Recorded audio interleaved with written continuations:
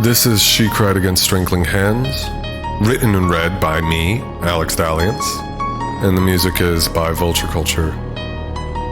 This will contain mature themes and language, so if that's not your thing, then this would not be a fun thing for you to play or watch me play.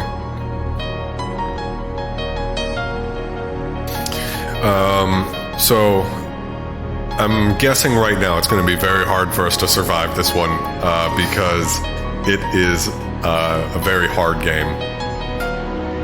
Hey Andrea, how are you doing? Fog writhes through the branches of trees lit dull orange by a street lamp. The empty road stretches into depthless woods, the asphalt wet with dew. A gust of wind chills your face and you blink, your breath coming in short gasps. You back into something cold and metal and turn around to see a rusted payphone. You pick up the receiver. A deep voice crackles through the receiver. Good evening. I know this may seem unfamiliar to you. It does for everyone at first. You don't have time for me to explain everything to you, just get you started. If you see anything move, hang up the phone and hide.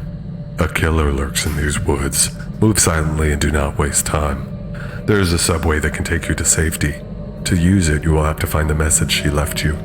Be careful. Do not ring any bells, for they will draw it closer to you. The line goes dead. You hang up and try again. Cool. Static. So we're going to walk to the right. You walk for a time before the road ends, bracketed by trees on either side. In front of you looms a stone wall. A cave recesses into the mountainside. So let's enter the cave. The musty air is still. The gravel crunches underneath your shoes, which seems loud. It is pitch black, and before long you trip over a stone and fall to your hands and knees. It's too dark to continue without a light. So we're going to walk outside. The street lamp casts an orange aura onto the payphone. Let's head to the left this time. Hey China. You shiver as you walk for some time before you see another street lamp illuminating a gas station. The windows are boarded and the logos painted over by whitewash and graffiti. Behind the building is an old red F-150. The road terminates and a dirt path leads into the forest. You're here just in time, China just started. So we're going to enter the gas station. But the door is locked, so we can't get in. Alright, so let's walk to the truck. The truck is on concrete bricks, the paint peeling off. There's nothing in the bed. Inside, a set of keys sits in the ignition. Let's turn on the truck. No lights and the engine doesn't turn over, so let's take the keys.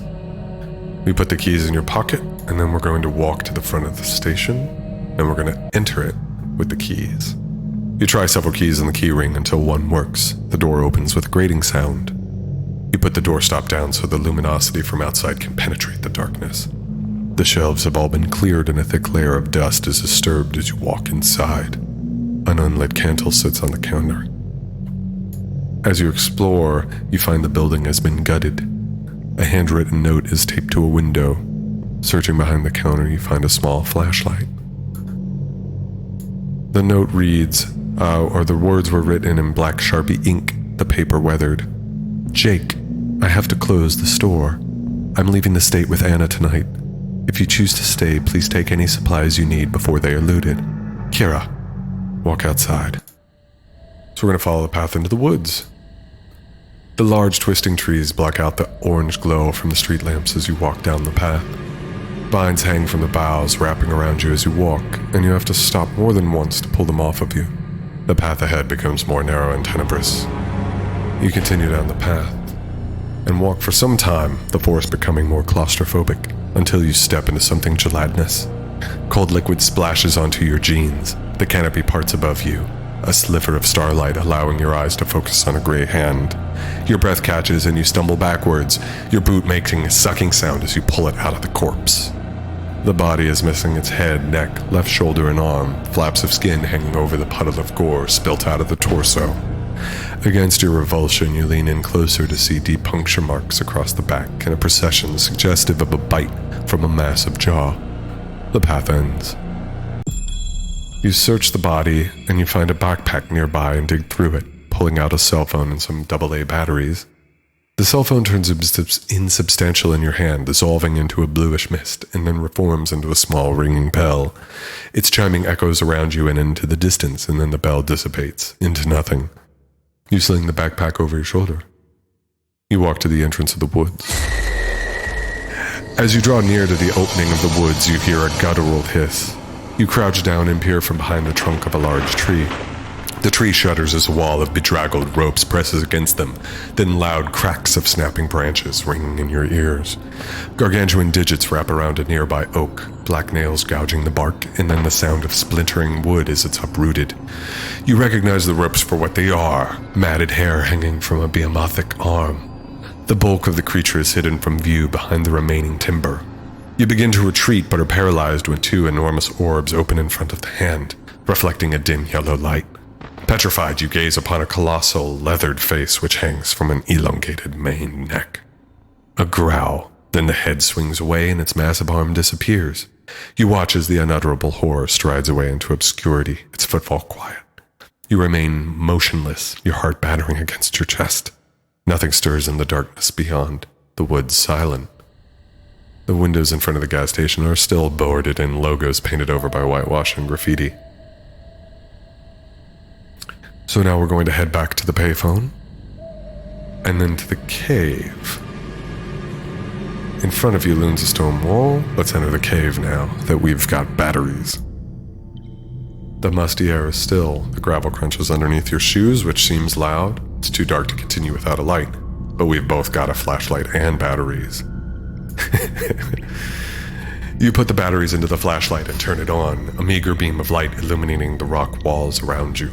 Stalactites hang overhead and the walls draw to a narrow point 40 feet ahead of you. You shine the beam on the ground to avoid tripping on one of the many odd-shaped stones strewn about. You reach the place where the walls meet, a precarious hole that you may be able to fit through. So let's squeeze through this hole. You take the backpack off and throw it through the hole to the other side along with the flashlight, and then kick one leg through, turning sideways. The chilled stone presses on your chest and back. Halfway through, you get stuck. Exhaling all the way, you push to no avail. Lightheaded, you try again, your palms clammy against the stone. Your grasping fingers find an outcropping of rock on the other side, and you pull yourself through, a moment before losing consciousness. Hunched over, you pant for several moments until you calm down when you pick up your backpack and flashlight. This part of the cavern is more confined than the previous area. Scanning it, you notice a wooden door set into the rock wall. A strange purple rune etched into it. Propped on the nearby wall is a crowbar. Alright guys, so this is the first big choice. Do we take the crowbar? Or is it going to ring out and turn into mist like the other bell? Who knows, so we're going to skip it. Let's open the door with the purple rune. The door's locked, so we have to continue further into the cave. It is not long before the subterranean walls begin to recede, and then a mouth forms, light pouring through. As you approach, you smell fresh air, petrichor and cedar. Stepping out of the opening, you find yourself at the nexus of 3 paths surrounded by forest.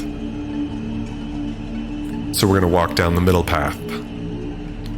As you travel, you notice the trees grow tighter here, latticed with vines.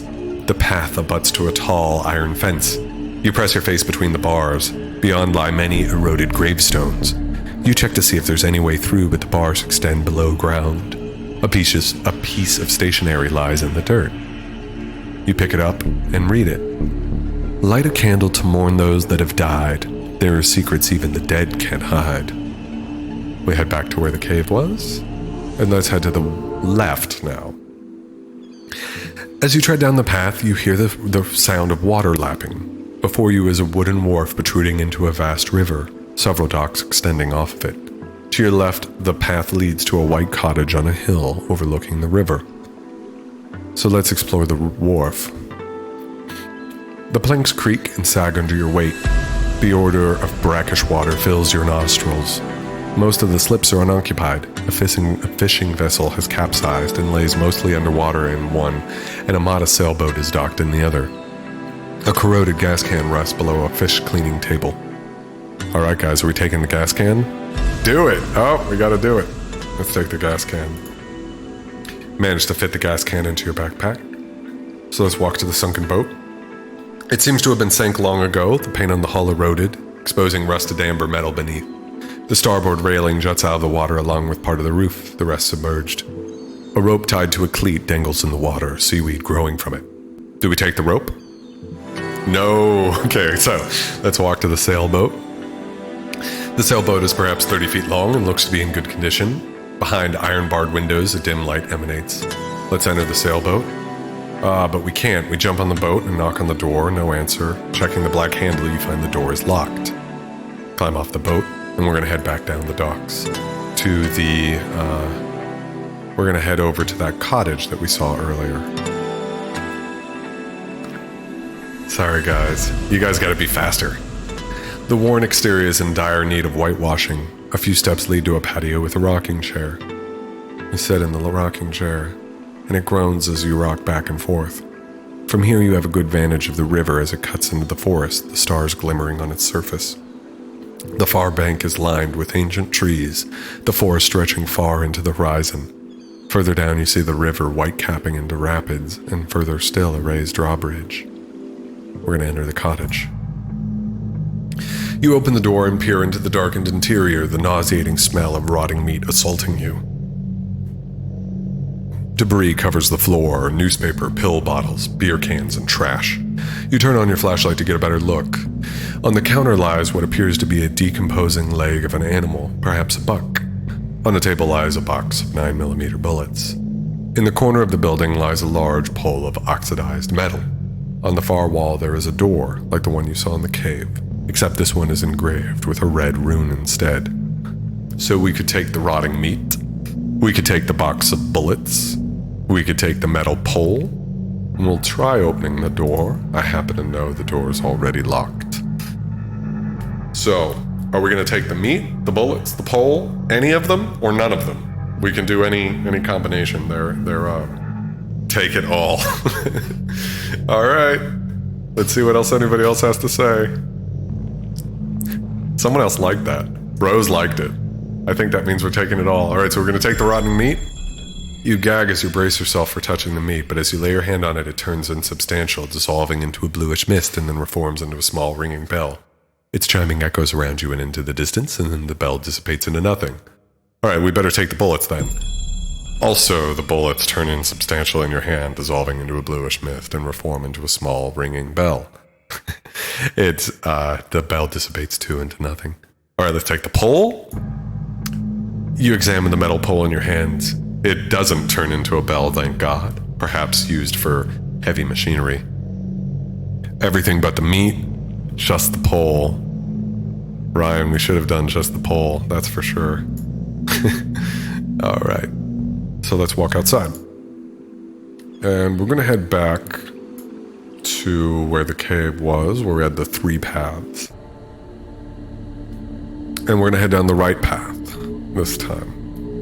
We walk for some time until a smaller path branches away, leading to a structure lit by a street lamp. A sign outside says Metro. It's little more than a roof over a set of stairs. Let's enter the subway station. Lights in the ceiling above you activate as you descend the stairs, a metallic scent in the air.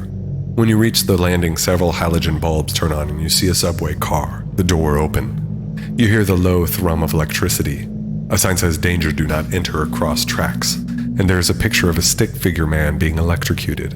A purse rests on a nearby bench. Alright, so we have some options. We can enter the subway car, we can take the purse, and we can climb down to the tracks, or we can leave. What are we doing, guys? I don't know if Cody's here to blast it. Climb onto the tracks. Okay, here we go. You lower yourself off the edge of the platform and find your footing on a narrow beam. As you let go on the slick metal and land backwards on the electrified tracks, you know a moment of indescribable agony and the smell of seared flesh before you lose consciousness, your body ceasing to convulse soon after. Game over. So this is the first way that we have died. I'm sure it's not going to be the last. So I'm going to restart the game. And I'm going to just get us back to where we were real quick. Alright, so we're not climbing onto the tracks. Are we taking the purse? Are we going the subway car? Or are we leaving the subway station? Going the subway car. So we enter the car. The seating that was once here has been removed. Sockets left exposed. One chair rests in front of a console below a window looking down the tunnel. Examining the console, you see an LED screen and a keypad, enter password in a sans serif font, and a blinking cursor. You try random passwords, but none of them work. Okay, so we're going to leave the subway station for now. We can always come back. We can continue down the path for several minutes until the path forks an imposing Victorian building on your right. In the dark, you can barely make out an unlit marquee reading theater above a box office and a doorway. We're going to enter the theater. Metal barricades have been dropped behind the windows of the box office. One of the grand doors left ajar. It is aphotic inside. You turn on your flashlight, exposing black carpet torn and pulled up in some places. You continue further to find an empty theater. Inside there are rows of crimson upholstered seats that look to be in much better condition than the carpet in the lobby, arranged below a large screen flanked by curtains. On the door on your right that says, "Employees Only." Let's open that door. You walk to the top of the narrow staircase and down a hallway to find a projection room. Barren inside, a bulky projector is pointed through a window at the screen. On a table lays an unlit candle. A metal file lies beside it. All right, are we taking the metal file or are we leaving the metal file? Take the file. All right, we're going to take it? Oh no, Ryan. You grab the metal file, but it turns insubstantial in your hand, dissolving into a bluish mist and then reforms into a small ringing bell.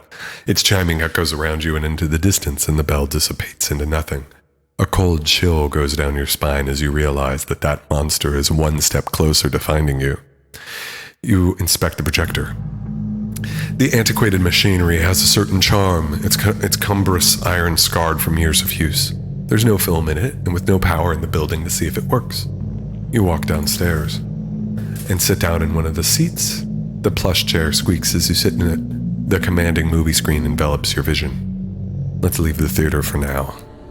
We can always come back. Let's keep going and see what else there is to find. As you walk, you hear the sound of running water. Ahead there is a clearing. A corroded drawbridge juts upwards, a long metal chain attached to a crankshaft holding it in place. You walk to the edge of the drop-off and look down to see a strong rapids tumbling over jagged rocks. The path continues up a hill. All right, we're going to climb down the drop-off and swim across the rapids. No thanks, you mutter to yourself. Instead, why don't we walk up the hill? Keep exploring for a bit. At the top of the hill, there is a lookout with a railing that allows you to gaze across the river to the other side. On the far side of the hill, you see a great iron fence. You walk down and appraise the fence. The ground it connects with is sandy and loose. Beyond the bounds, there are many eroded gravestones. Okay, so if you remember from earlier, this is the other side of the graveyards. We saw it when we first left the cave. Now we've gone all the way around, and now we're on the other side. So let's walk back to the drawbridge. Unless it's cold. I hate being cold too. So let's inspect the crankshaft. You examine the tarnished crankshaft to find that it has no controls, only a circular hole in the side of the casing. Let's use that metal handle we found in the cottage with the casing of the crankshaft. I slide the metal handle through the hole until it stops. Rotating it, you hear a click as it locks into place. You push the handle forward, and with a grinding sound, the metal chain unspools from the casing, the drawbridge lowering. There's a loud clang when the chain runs out and the bridge connects with the land on the other side. Let's cross the bridge. Every step on the drawbridge causes a low reverberation. As you step off the bridge, you notice the grove is more stifling here, the woodland more dense and impinging upon the path. You traverse the path until it concludes in a cul-de-sac with two dilapidated buildings lit by a street lamp. On your left is what appears to be a motel room, the number 1 on the door. In front of the second building is a purple neon sign that reads Gloom Boutique. You hear faint music emanating from inside. Let's enter Gloom Boutique first. Haunting jazz music emerges from an old transistor radio set atop a polished bar. Short lamps emit an ethereal emerald glow. Vaporous tendrils of haze spiraling behind you as you walk. Bizarre artwork hangs, depictions of contorted women merged with mechanical instruments. This was once a tavern. Upholstered booths line one wall. Behind the bar, you find one remaining bottle of bourbon labeled Quagmire's. On a table rests an abandoned lighter. There is a door marked with a strange green rune, and behind the last booth on the other side of the room is another door painted black. So, we could drink some bourbon, we could take the lighter, or we could go through one of the doors. What do you guys think? I know what Ryan would do. There's no choice there. Super gloomy. Drink! Alright, so we're gonna drink the bourbon. You uncork the bottle and take a swig. The burn in your throat is warm and inviting. Let's drink some more. Yeah, so we're gonna drink for James, we're gonna drink for Ryan, and we're gonna drink for Gaetano. And for Cody. We're gonna take the lighter too. So we'll take the lighter. You pick up the lighter and place it in your backpack. So it's not a bell. So the lighter was safe. Let's drink some more bourbon. The second swig goes down easier. You haven't tasted bourbon like this before. It is coarse, but has nuanced notes of leather, fig, and vanilla. We're gonna drink one for, this is for Gaetano. As you swallow the third gulp of liquor, you start to feel a pleasant relaxation. And we're gonna drink one for Cody. You feel flush as you drink again. There's not much of the bottle left. Your mouth is numb, but not disagreeably so. We'll drink again for Bucky. You drain the last shot from the bottle and put it back behind the counter. You take a few steps, testing your balance. Things should be okay. Let's open the door with the green room. The door's locked, unfortunately. Let's open the black door. Behind the door, some dust-coated stairs that lead to a filthy concrete basement. On the floor, there's a hypodermic. A shovel is propped up in the corner. A few feet of rubber tubing hangs on the wall. A piece of paper lies beneath a flickering lamp on the table. Let's read the note. Words written in splotchy ink. You could have believed me instead of pretending to listen. Let them carve the wretched name Dysnomia on my tombstone. This world is done for anyways. Anthony. So there's the hypodermic, the rubber tubing, and the shovel. Are we going to take anything? It occurs to me that there's bourbon in all of my games but the first one, and that's a major oversight. I definitely need to go back and put a bottle of Quagmire's bourbon in the first one. So we're going to take the shovel. Nice call, Case. You can't fit it in your backpack, so you close the zipper around it, holding it in place. And we're going to take the tubing. Perfect. You place the tubing in the backpack. Gaetano, the shovel was safe. So far you guys got it. Cody, the shovel was safe. You guys are good so far. No one said the needle, the heroin needle. Rose, thank you very much for the tip. And I miss you too.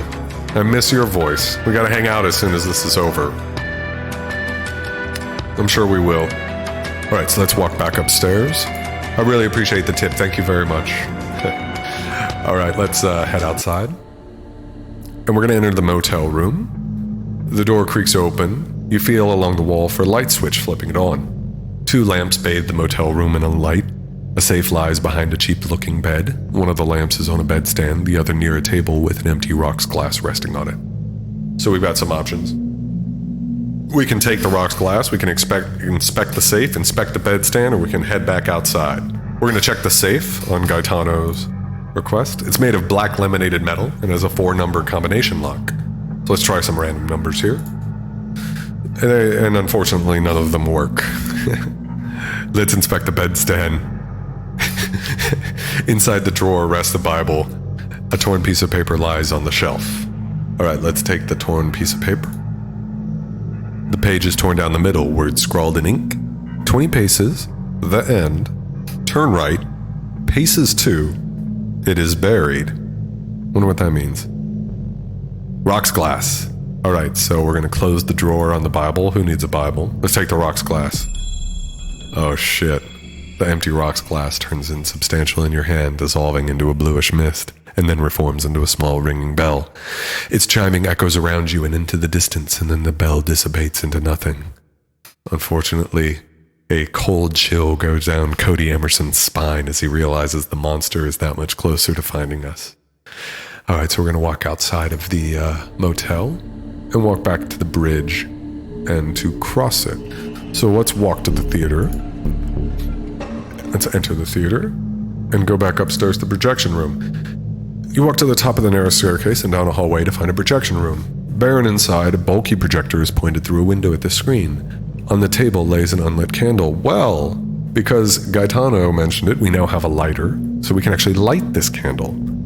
You flick the lighter and press the flame against the wick. The candle catches, a blood-red flame. Interesting. Where have we seen something red before? So let's walk downstairs. All right, so where are we going, guys? Where are we headed off to? We've lit the flame, or blood-red flame. Do you want me to go back to the fence? Alright, so we'll walk outside. Oh, you guys mean the fence on the other side of the graveyard, right? By the, so we'll head back.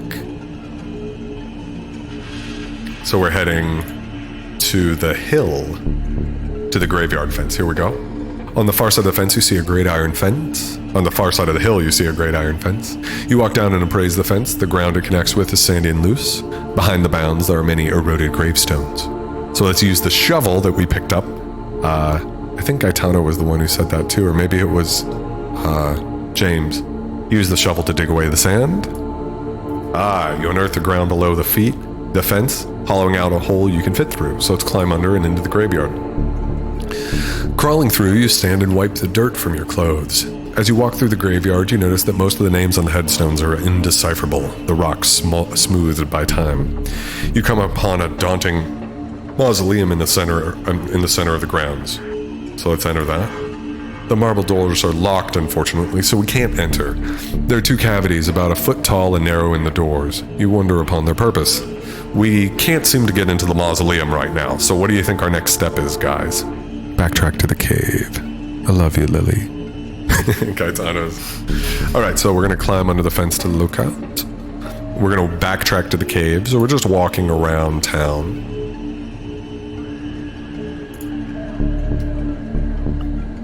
Walk to the cave. We're gonna enter the cave. Alright, so there's the crowbar that we skipped, and there's the door with the purple rune. So let's try opening that. The door is locked, unfortunately. Alright, so we still can't get into that door. So where else could we look? Crowbar. Alright, we're gonna take the crowbar. Your hand passes through the crowbar and touches the cold stone. The crowbar dissolves into a bluish mist and then reforms into a small ringing bell. Its chiming echoes around you and about the cave, and then the bell dissipates into nothing. Cody starts to seriously sweat as he realizes he's now picked up multiple things that are drawing the monster closer to us. Gas station candle. I think there was something back at the gas station. A candle. Yeah, let's go back to the gas station. Go to the cave instance. Walk to the payphone, and then to the gas station. Let's enter the gas station. And there is an unlit candle there. Good memory. So we're going to light that candle with the lighter. You flick the lighter and press the flame against the wick. The candle catches an intense, violacious flame. Love that word. Alright, so where have we seen something violet then, I wonder? Oh! You see the titanic black claws wrap around your body in time to writhe between them. Horrible lacerations cut into your body as you escape. You stumble into the woods, but the Colossus envelops you with its arms, pulling you close to his face. You smell the sickening rot of meat between the smiling teeth as its enormous mouth consumes you. Then one quick snap of torture as he bites you in half. Game over. We rang too many bells, guys. We fucked up. Mistakes were made. And I am going to fast forward back to where we were. So I'm going to take us to lighting the gas station candle. And we're going to light the violacious flame. And now, where are we off to? Cave door. All right. So we're going to head outside. We're going to listen to Ryan here. So we're going to go enter the cave. Squeeze through the hole. And open the door with the purple room. And aha! Because we have lit the candle, we can get into the purple door. The door opens, revealing a cramped chamber. On a table lies a statue of a man, his face covered by two wings as well as his feet, and two wings stretch outward from where his arms would be. His entire body is covered in eyes. Let's take the seraphim statue. Alright, so we've got a seraphim statue, thanks to Ryan. Good job there, my son. Now,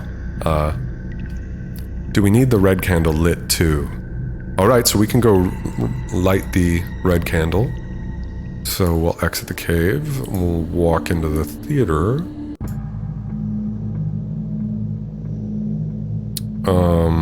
And light the candle, there we go.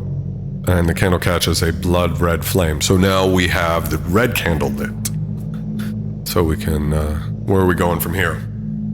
Where may we have seen perhaps a red door?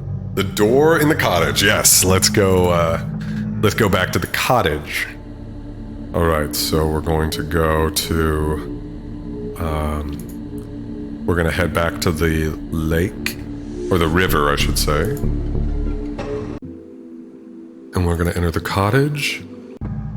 And on the far wall, there is a door engraved with a red rune. So let's open the door with the red rune. And a la Quai Sauvage, we have the door opens, revealing a minuscule chamber. On a table lies a torn piece of paper. Let's take the torn piece of paper. The page is torn down the middle, words scrawled in ink. Past of path, walk 40, obelisk. Holding the piece of paper up to the one you collected in the motel room, you see it is a perfect match. It reads, 20 paces past the end of the path, turn right, walk 40 paces to obelisk. It is buried. I think it is all the way back in the beginning. We're gonna go back to where we found that body at the beginning of the game. So we'll walk back to the gas station, and then we'll walk to the corpse, and then we can walk 20 steps past the end of the path. With a shudder, you glance at the cadaver and press on into the wilderness, counting each step past the path. You exhale to squeeze between the trunks of the trees, and the thorns scrape into your exposed skin, drawing blood. You reach step 20. You turn right and walk 40 steps. You fear you've lost count of the steps you've taken, but then you come upon a clearing. An intimidating obelisk looms from the center of the glade, 10 feet high and made of a cinerous metal. Most of the metal is smooth as glass, but at its base there's an inscription in some exotic alphabet. As you try to read the words, you feel a sharp pain in your skull, your vision blurring. We can use the shovel that we picked up to dig in front of the obelisk. A deep sense of unease comes over you as you dig up the gray sand. Something pink catches your eye a couple of feet down. You drop to your knees and pull it out with your hands, a plastic Easter egg. You open it and find a crumpled piece of paper. It reads, "He knows I remember. 9579. Alright, so where are we doing now, guys? To the hotel. Okay, so we'll go to the hotel. So first we need to go into the cave. And we'll go through the cave. And cross the bridge and go into the motel room. The safe, yes, the safe code. Alright, so we're going to inspect the safe. And we're going to enter 9579 into the combination lock. Your hands tremble as you input the numbers. With a click, the door to the safe swings open. Inside lays a black key. And you pick it up. You put the key in your pocket. Okay, so now we have a black key. What are we gonna do with this black key? Always wanted to fuck on a sailboat. Sailboat it is. So we're gonna walk to the bridge and cross it, and we'll head back to the sailboat. Try the black key with the sailboat door. The door creaks open to reveal a cramped saloon that smells of tobacco and cedar. The walls are covered in framed photographs of 3 different women. The women's clothes are styled from 30 years ago. All of the photos are candid, shot from some distance and angle. One of the women is blonde, the other a redhead, and one with jet black hair. You feel the boat rock as you step. The interior has been stripped, save a candle and a spyglass lying on a lacquered table and a generator in the corner of the room. A letter rests on the chair. So let's read this letter real quick. The note is written in ornate script. I looked in horror through the void. The last of humankind destroyed, left him to rule in lost Ontega. Still I see him in fever dreams, hear his roaring dominion screams, king of death itself, in dim Ontega. Alright, so we can inspect the generator real quick. It's a red plastic and chrome. It's out of gas. Looks heavy, but you could move it. So we can also light the candle with the lighter that Gaetano found. You flick the lighter and press the flame against the wick. The candle catches an emerald green flame this time. And we have a spyglass, so we're gonna pick up the spyglass before we leave. Nope, no spyglass. Okay, we'll get out of there. We don't need the spyglass. If we have the tubing and the gas can, we need to go back to the gas station. Okay, so let's go back to the gas station.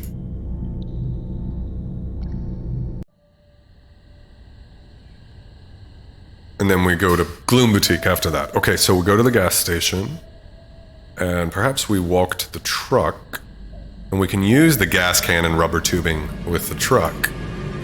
You run one end of the tubing into the gas tank and suck on the other. Caustic liquid fills your mouth and you gag, spitting it on the ground. You siphon a couple of gallons of gas into the gas can. Nicely done. Alright, so we've got gas in the gas can, and then we're on our way to Gloom Boutique. So let's go to the cave, to Gloom Boutique, and there is a door marked with a strange green rune that we can open, revealing a narrow chamber. On a table lies a statue of a beautiful man, his 4 arms ending in pincers. Twisted horns rise above his long flowing hair. So we can take the incubus statue. So we have 2 statues now, which would be the 2 statues we need to enter the mausoleum. So we're going to... Oh, whoops, we're going to walk up the hill and use the shovel to dig away the sand, climb under the fence, and then we can enter the mausoleum with the 2 statues. Place seraphim and incubus statues in the mausoleum door. The statues fit into the cavities that were carved for them, and a deep clang resounds as the door unlocks. The air drives your mouth as you step through the door, illuminating the chamber with your flashlight. 4 stone sarcophagi occupy the floor. One's lid is pulled to the side. On the far wall there is a shrine. Gold coins and petrified flowers lie in front of 3 framed photographs hidden beneath a layer of dust.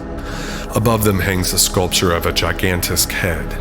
Many arms writhe around it like a ball of snakes, and it rests on a bisected neck, exposing its voice box.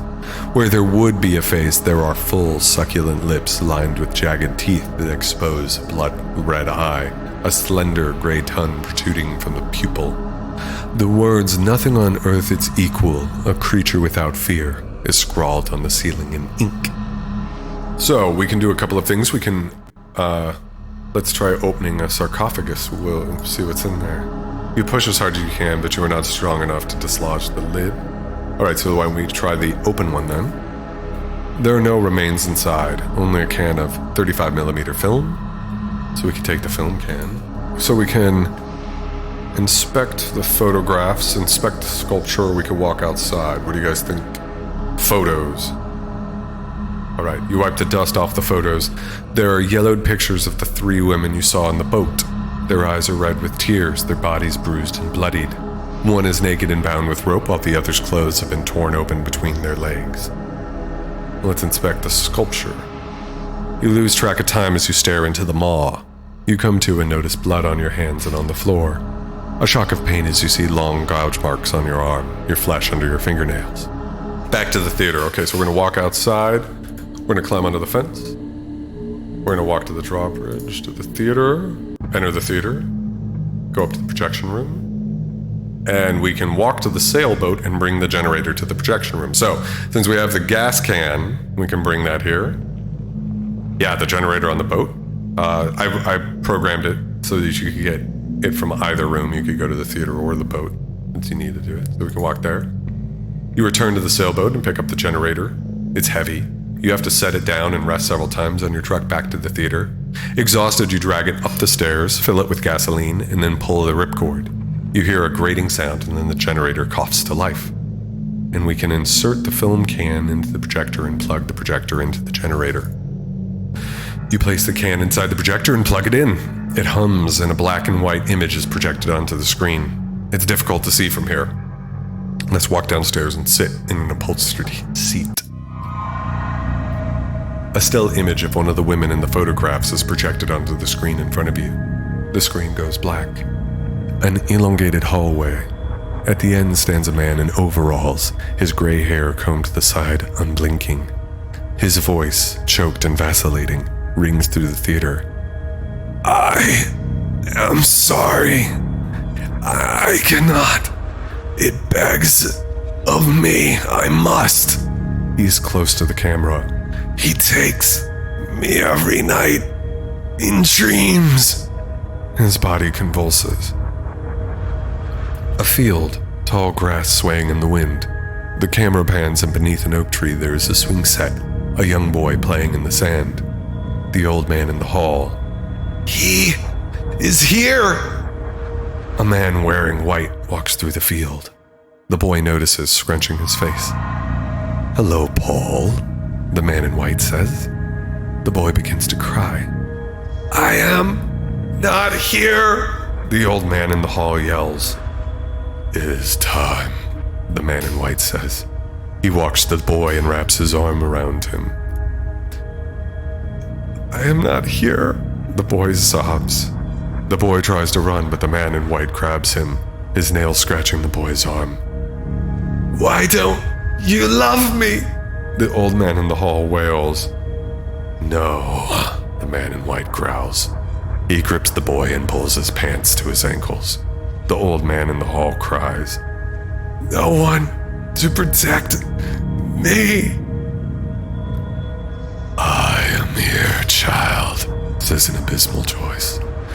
The boy lies in the hallway, half naked, bleeding on the floor, crying. He begins to seizure, black blood forming in his mouth.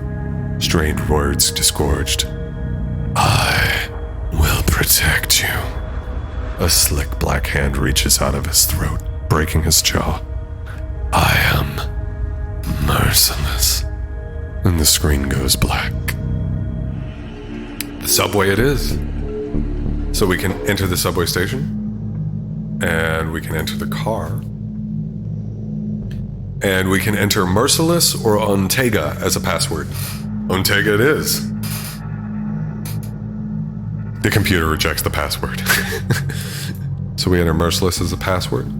You sit in the chair by the console and type the word Merciless into the keypad. The console emits a ding sound and the door to the subway car closes.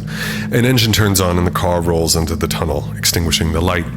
A long time passes. The sound of the engine fades. You become aware that you are no longer sitting, that there is no longer a chair nor subway car. You float in empty space. The smell of salt, the grittiness of sand under your hands and feet, the sound of waves crashing. You open your eyes and see the ocean. A seagull picks at some seaweed washed ashore. The shoreline continues to the horizon in both directions. The soft touch of someone's hand on yours. You look into the eyes of a woman from one of the photographs. Long red hair falls across her shoulders, rippling in the wind. You're safe here. She squeezes your hand. I'm just going to click through some of these for you guys, since it's kind of a long delay in the chat. Who are you? My name is Tabitha. What's going on? You are on your way home. Your sojourn is almost over. Where are we? This is a place for the weary and abandoned. They call it the Veiled Realm. What happened to the boy? She flinched. He suffered greatly and perished. She stands and helps you to your feet. Follow me. She walks over a bluff behind the beach. You walk over the bluff into a field. Candles hang from the branches of a massive oak tree overlooking a table. In the distance you see a cottage. Your body shakes as you sit down. An oblong metal disc lies on the table. Tabitha sits down and her smile fades. He is here too. She turns the disc over and hands it to you. It is a mirror. You look into it and yellowed eyes look back at you from an obsidian leathered face. Don't worry. He cannot hurt you here. Tabitha's hand once again on yours. You look at her eyes red with tears and then back at the mirror. You see yourself in the reflection. You have a choice, Tabitha says, voice trembling. You can choose non-existence, or you can carry the burden of the merciless with you until the day you die. Her face contorts into a necrotic Stygian mask, her yellow eyes without a trace of emotion. Okay. So, we can choose non-existence, or we can choose to carry the burden. burden it is. I will carry the burden. Please, Tabitha says, live a life worth living for those of us who could not come home. She is beautiful again, and then she fades away, followed by the playground and the landscape. You are in the void with the massive tree, and you see now that it has many branches and countless candles. One by one, they blow out, and you close your eyes. You are alone on the cold tile of your shower stall in your bathroom. Streams of blood run from the long trenches in your legs down the drain. Your breath is shallow, your vision unfocused. You try to get up, but you collapse, your arms too weak to support your weight. Dragging your legs, you crawl into your bedroom. Your head falls to the floor, your body cold and numb. A black hand grasps your wrists and pulls you onto your bed. Through the fog of near unconsciousness, you see his shadowy form pick up your phone and dial. Indiscernible words crackle from the receiver. He speaks with your voice. I have lost a lot of blood. He pauses, speaks your address, then hangs up. He leans in close, his horrid face barely visible. I will protect you. He leaves the room, and you hear the faint click of your front door unlocking. Darkness envelops you as the paramedics arrive, and you open your eyes.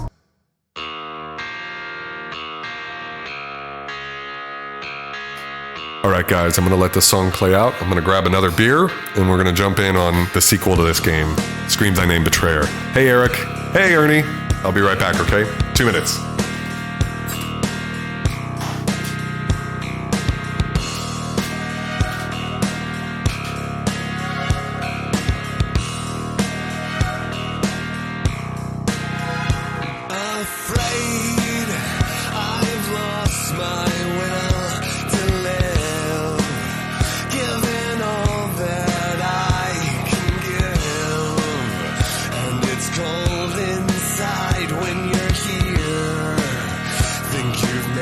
Yourself crystal clear.